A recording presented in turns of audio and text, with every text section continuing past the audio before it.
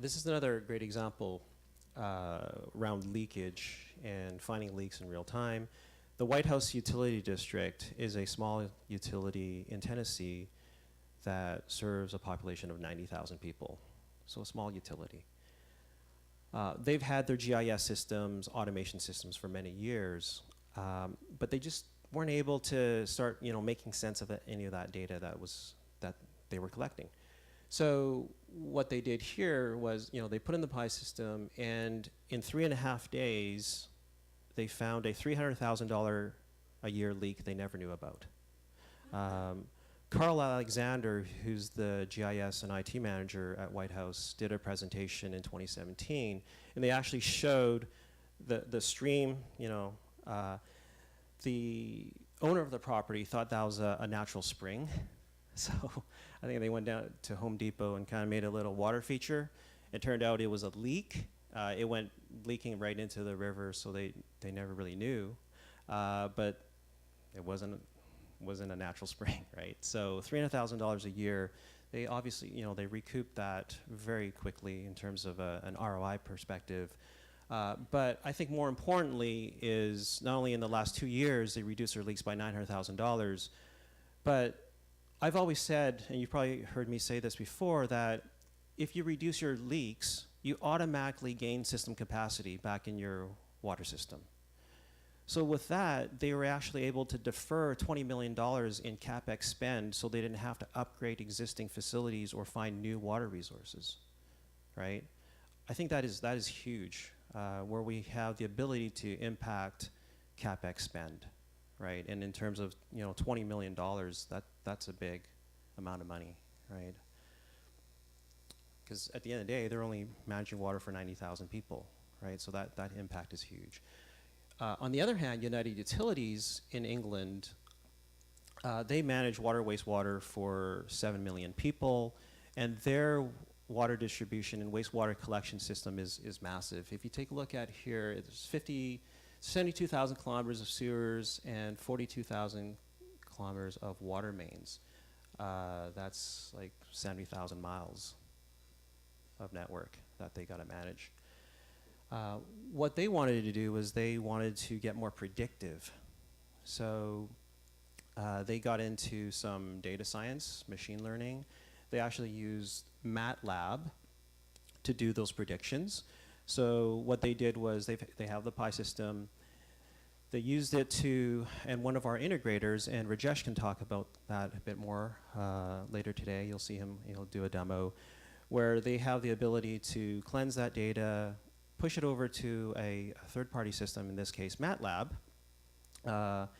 let MATLAB do the calculation and prediction. So there's a neural network in there that they used, and it forecasts the demand for water 24 hours into the future with 98% accuracy.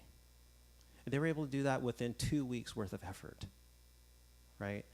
What you see here is Pi Vision, and this dotted line here is time now. Everything left of that is historical, what happened, and anything to the right is a future forecast.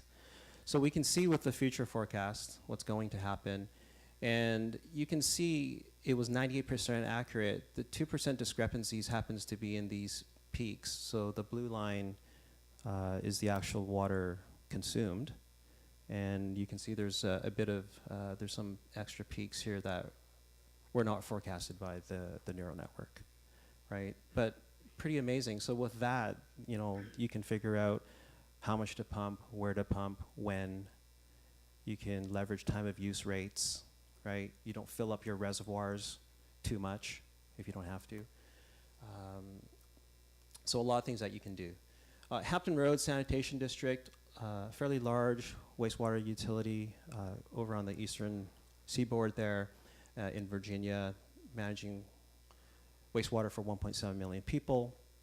And they start off with Esri GIS map, and Rajesh will also show that integration that we have with Esri ArcGIS.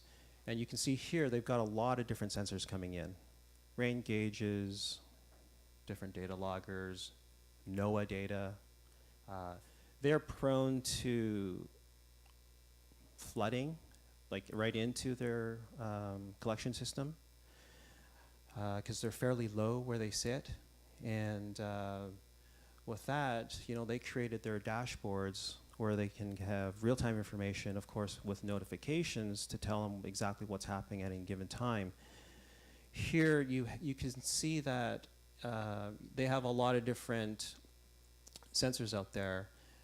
They're monitoring pressure and flow in their collection system, so it's under pressure. And anything that's orange happens to be in like the top 15 pressure zones.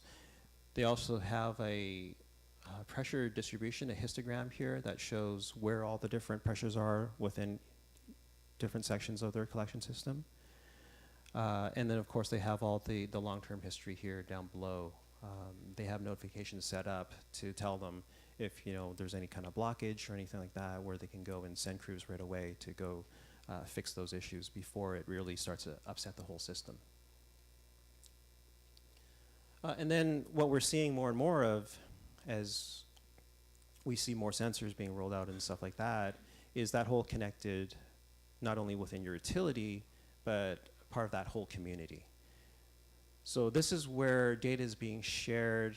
So for example, us here as water, wastewater utilities, we might be getting data in from the power company, or they might be interested in how much water or how much energy we're going to consume during our treatment process, right? Because for the power utility, they want to shave those peaks.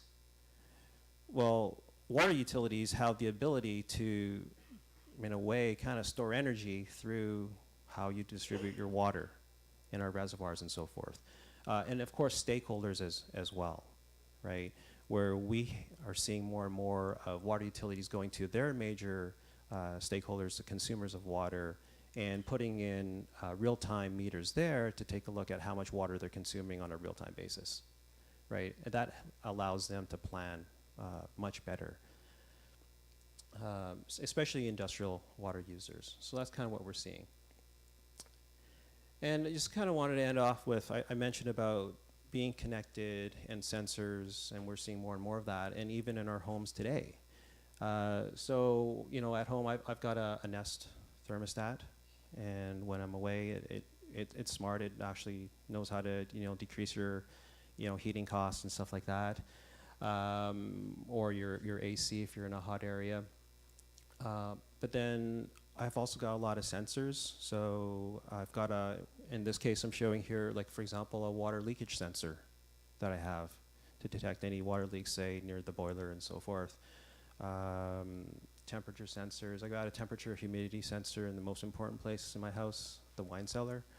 But the thing is, there are different sensors from different companies that produce them. So, I actually use a Samsung SmartThings hub to collect all that data. I can talk to all of that.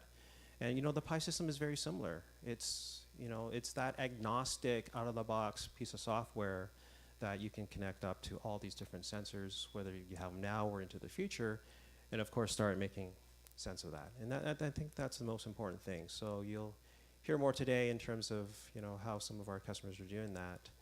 And with that, I'll end it there, and thanks for your time.